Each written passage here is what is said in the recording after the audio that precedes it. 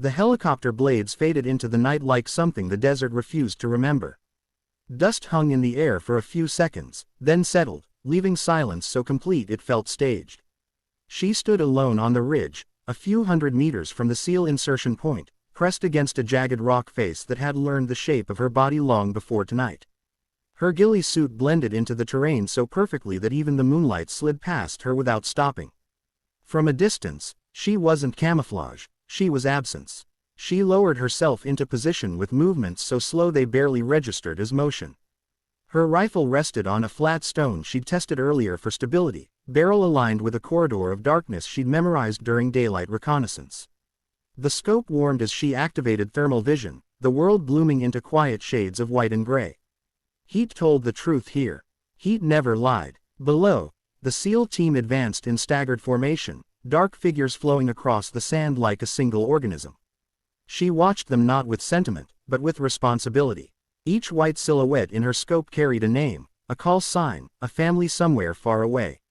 They trusted the intel. They trusted the plan. They didn't know they were trusting her. She adjusted her breathing, syncing it with the slow pulse in her ears. Wind from the east, barely a whisper, but enough to matter at distance. She dialed a correction into her scope without thinking. This wasn't calculation anymore. It was muscle memory layered over years of disappearing. A flicker of heat appeared near a half-collapsed wall to the north. Not a patrol. Too still. She zoomed in, heart rate unchanged. A man lay prone, rifle angled toward the approach route, body cooled by the ground except for the faint glow of his cheek and trigger hand. A sniper, patient, waiting for silhouettes to break the horizon. She didn't curse. She didn't tense. She simply exhaled and keyed her throat mic. Possible overwatch, north wall, 2 o'clock from your position, she whispered. Down below, the team shifted subtly, no panic, no sudden movement. To an observer, it might have looked like coincidence. To her, it was choreography. The sniper adjusted his rifle, searching for a better angle. She fired. The suppressed shot sounded like a breath leaving the world. The recoil nudged her shoulder, gentle, familiar. In her scope, the heat signature collapsed into nothing. No alarm, no shout. The desert swallowed the body like it had never existed. She scanned again. Left, right, far ridge, rooftop, shadows between shipping containers. Every blind spot she'd marked earlier came alive in her mind. The compound ahead looked quiet, but quiet was never empty. As the SEALs crossed the last stretch of open ground, her attention shifted to movement patterns. 2 guards smoking behind a utility shed. 1 pacing, bored, predictable. A third inside the main structure, walking in slow loops, his heat trail smearing against the concrete walls. She tracked them all, building a mental map that updated every second.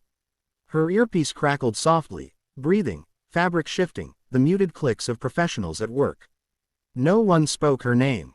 No one needed to. She noticed it before anyone else. A slight thermal bloom near the eastern perimeter, low to the ground. Not human. A dog. Guard dog. Tethered, restless. Its handler stood just outside her firing lane, obscured by stacked crates. She whispered again, calm as sleep. K9 East Perimeter. Handler present. Recommend alternate route. The team rerouted without question, flowing west instead, boots never touching the loose gravel that would have given them away. The dog never barked. The handler never looked up. Time stretched. Minutes felt elastic, bending around her focus. She didn't blink unless she had to. Sweat cooled on her spine, ignored. Somewhere far away, she registered the faint vibration of another helicopter holding pattern beyond the mountains. Not yet. Too early. A sudden glint flashed from a rooftop vent, metal catching moonlight for half a second. She locked on instantly. A man crouched there, not armed, but holding a radio. He raised it to his mouth. She fired again. The radio clattered against concrete. The man slumped forward, heat fading fast. The compound remained asleep. Below, the SEALs reached the breach point. Charges were set. Hands went up in silent countdown. She scanned one last time, sweeping the horizon, the rooftops, the dead angles that loved to surprise careless people. Everything was ready. She settled deeper into the rock, finger off the trigger but mind razor sharp, invisible and unmoving as the night itself. Exactly where she needed to be while the mission truly began. The explosion was controlled, precise, more of a violent punctuation mark than chaos. From her vantage point, she saw the breach flash bloom white-hot in her scope, heat spilling outward like water poured onto concrete. The outer door folded inward, and the SEALs flowed through the opening in disciplined silence, rifles up, bodies low, shadows consuming shadows. The compound, moments ago a calm geometry of walls and alleys, began to rearrange itself under pressure. She shifted her position a few inches to the left, easing her weight onto a different rock she'd tested earlier. The move was deliberate, measured. Even the stones deserved respect. Her thermal scope tracked the sudden flurry of heat inside the structure, guards waking, hearts spiking, feet slapping against floors in confusion. Panic has a temperature, and she watched it spread. 3 hostiles moving from rear corridor toward stairwell, she whispered. Stacking fast. The words left her mouth without urgency, and that calm traveled down the line like a sedative. Inside, the SEALs adjusted. One peeled off. Another paused half a step sooner than planned. When the door at the stairwell burst open, the guards ran straight into a problem they never understood. Muffled shots. 3 heat signatures flared bright, then dimmed to nothing.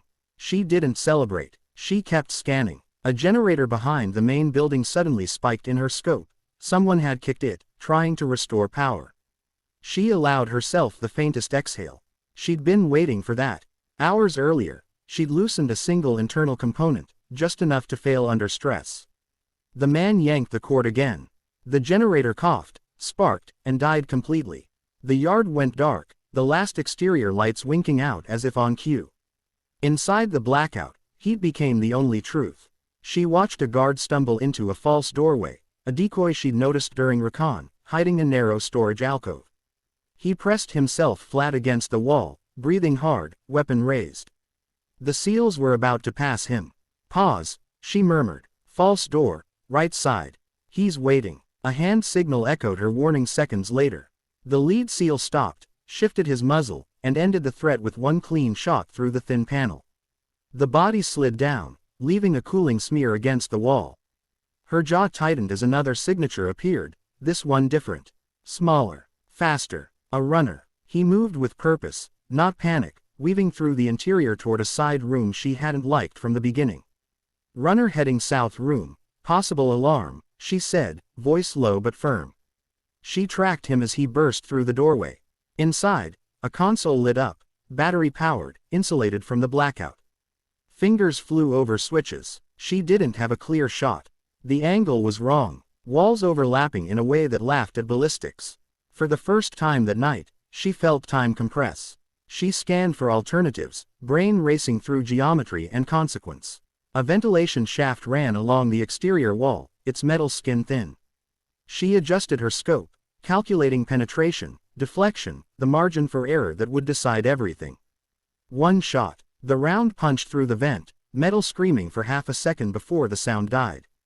Inside the room, the runner collapsed forward onto the console. The alarm stayed silent. She released the breath she hadn't realized she was holding and immediately checked her surroundings again. Relief was a luxury she couldn't afford yet. The SEALs advanced deeper, clearing rooms with ruthless efficiency. From above, it looked like a puzzle solving itself, every piece sliding into place because someone unseen kept nudging the edges. She caught glimpses of faces through doorways. Focused eyes, clenched jaws, the kind of intensity that only comes when training and reality overlap perfectly. Then something shifted. A new heat signature appeared on the far side of the compound, beyond the outer wall. Vehicle. Approaching fast. Too fast for coincidence. Contact. West Road, she whispered. Truck inbound. 2, maybe 3 hostiles. The SEALs acknowledged silently, but they were committed now, too deep to break off. Extraction was minutes away, and those minutes suddenly felt expensive. She adjusted her rifle, sliding it onto a new support, sighting down toward the road. The truck burst through a gate in a spray of heat and motion, engine roaring, headlights slicing through the dark. She didn't aim for the men. She aimed for the machine. 2 shots, perfectly spaced. The engine block bloomed white-hot, then cracked. The truck lurched, coughed, and skidded sideways, slamming into a wall in a cloud of dust and steam. The occupants spilled out, disoriented, weapons half raised. Before they could orient themselves, the SEALs were already moving to exfil. She stayed on overwatch, covering every angle, every possible mistake the night might still be hiding, invisible and unacknowledged as the operation pushed toward its end. The first warning came not as sound, but as absence. Gunfire that should have echoed from the compound didn't. Instead, the night seemed to hold its breath. From her position on the ridge, she felt the shift immediately. Missions always grew dangerous right when people thought they were almost done. Extraction was inbound, but extraction was never the end. It was the test. She rolled onto her side and slid down the slope, keeping low, letting gravity do most of the work. Rocks pressed into her ribs, familiar and ignored. From here, her angle widened, giving her sightlines over the outer wall, the disabled truck, and the narrow valley where problems like to be born. Her scope flickered as she adjusted, heat signatures blooming again as movement increased. Too much movement. Inside the compound, the SEALs regrouped with their objective secured. One man stumbled. Fatigue, adrenaline, maybe both, and another caught him by the vest before he hit the ground. She tracked them all, counting heads automatically. Everyone was still alive. That mattered more than anything else. Then the silence broke. A burst of uncontrolled fire ripped from the tree line to the south.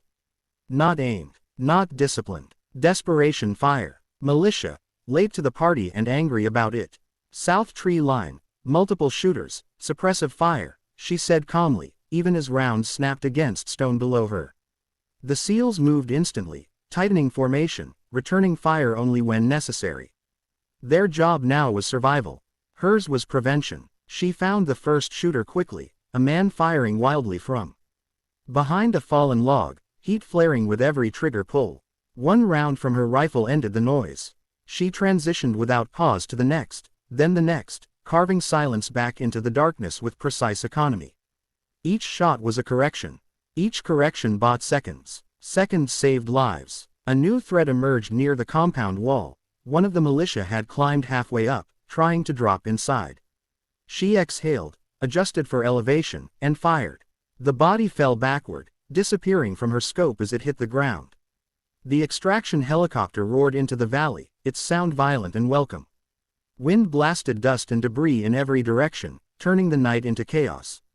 Visibility dropped, heat signatures blurred. This was the most dangerous moment, the one where clean plans died messy deaths. She stood now, no longer hugging the rock, firing from a crouch as she tracked movement through the storm. A figure broke from cover, sprinting toward the SEALs with a launcher slung over his shoulder. No, she whispered. Her shot caught him mid-stride. He spun, fell, and didn't get back up. The ramp dropped. One by one, the SEALs boarded, hauling each other in, dragging the wounded, refusing to leave anyone behind. She counted again. Same number. Still alive. As the helicopter lifted, she kept firing, not to kill now, but to discourage, to push the remaining threats back into the hills. The militia scattered, their courage evaporating under pressure they couldn't see or understand. And then it was over. The helicopter disappeared into the dark, its noise fading the same way it had arrived, leaving the desert to remember nothing. She stood alone again, rifle lowering, heart rate finally slowing. There would be reports, debriefs, handshakes, jokes about luck and timing. Words like, clean op, and, solid teamwork. Her name would not be spoken. She packed her gear methodically, wiping down the rifle, erasing her presence piece by piece. By the time the sun hinted at the horizon, she was already moving away from the ridge, footprints brushed smooth, story finished. Somewhere far from here, every SEAL from that mission would wake up alive the next morning. They'd never know why the night had bent in their favor. They'd never see the woman who made it happen. And that was exactly how she wanted it. Agar apko ye kahani pasand ai ho, Tamir channel ko subscribe karna na bulan, aur ic high powerful mission stories ke liye soth bain rahan.